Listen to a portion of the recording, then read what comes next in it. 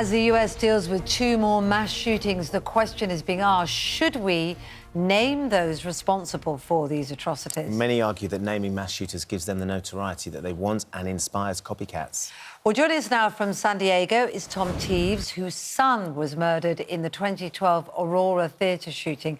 And Tom has campaigned since then for the media not to name or show photos of shooters. Good to speak to you this morning, Tom. In a moment, we're also going to speak to Barrister Jerry Hayes, who thinks the shooter's name should be made public so we can see how ordinary people can become monsters. So, Tom, you have agonising, direct, personal, unfortunately, experience of the damage that shooters like these can do. Why do you feel so passionately that your son's murderer shouldn't be given any kind of naming or notoriety? I think you're getting it a little bit incorrect. No notoriety doesn't espouse never naming. The name can be used once. The problem is that the media, and I'm speaking more of the US media, because obviously I don't spend a lot of time in watching media in other countries, use this to promote their shows. You can name the perpetrator once, but don't turn them into anti-heroes. Don't show them in positions of power, and don't post their manifestos. Don't give them what they want, because the only single thing that connects all these shooters is the desire for infamy. Even if you look at the website, the 8chan website, it talks about extreme notoriety. These killers, one after the other, are telling you in their own voices, especially the ones who live, that their goal is notoriety. So we're not saying don't name them. If you need to name them once, that's fine. But don't show them in menacing poses. If you need to show them where they end up, in chains or on the slab in a morgue. OK, well, let's come to Jerry, who's in the studio, Barrister Jerry Hayes. I mean, you can understand exactly where he's coming from with regards to what he's saying, but you don't feel that's necessarily the right way to go. No, I understand precisely where Tom is coming from, and I can understand his anger at what has happened to his family. But these monsters, and they are monsters, have got to be named and shamed, simply so we can try and get into their head. What warped them? What turned them into these monsters? Look, I'll give you a classic example. Hitler, we still talk about him. We don't abolish his name. Stalin, Mao Zedong, all these monsters.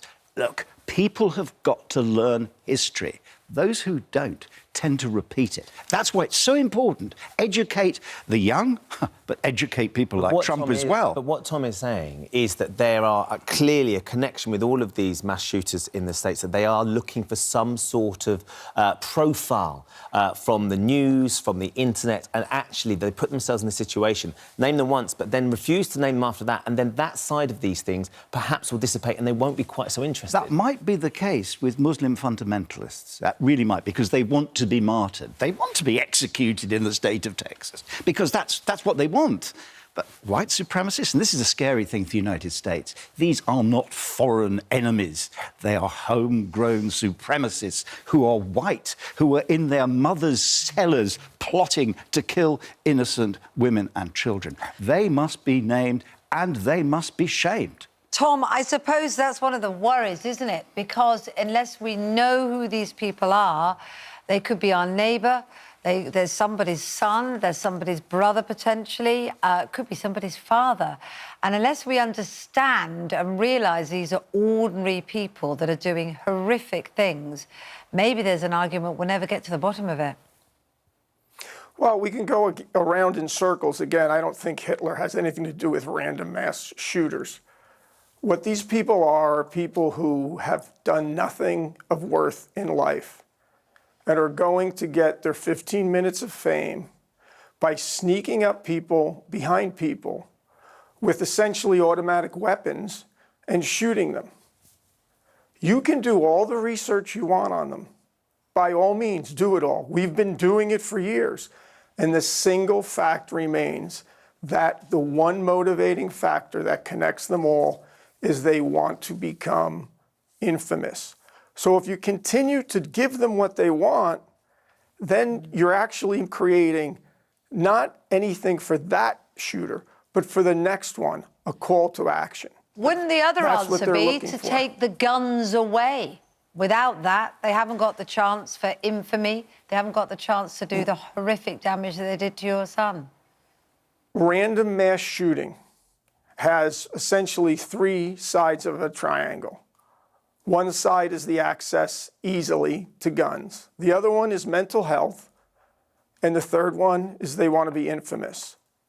The gun issue in this country is very, very emotional. The mental health issue in this country is very, very complicated. Tom, you've missed out one other factor, haven't you? And that is politicians. Politicians who actually stoke this sort of thing, probably not deliberately, but the comments in particular of President Trump, send them home. Politicians have all the responsibility. They're in charge of the country. They're supposed to lead. Obviously, we're not going to lead on guns. Mental health becomes an issue. The one thing that they're looking for, those two things are the way they do it.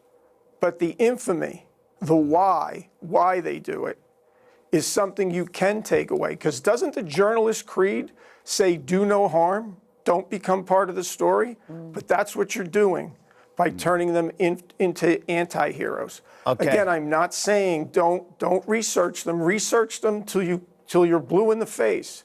But as they've researched, the one thing that is the string that goes from killer to killer, and they're telling you this if you look at what they say, is their desire for infamy. Unfortunately, we're going to have to leave it there because we're out of time. We do appreciate your joining us this morning from San Diego, Tom. Thank you very much. And, of course, Jerry, it's great to get your thoughts as ever. Thanks for joining us this morning.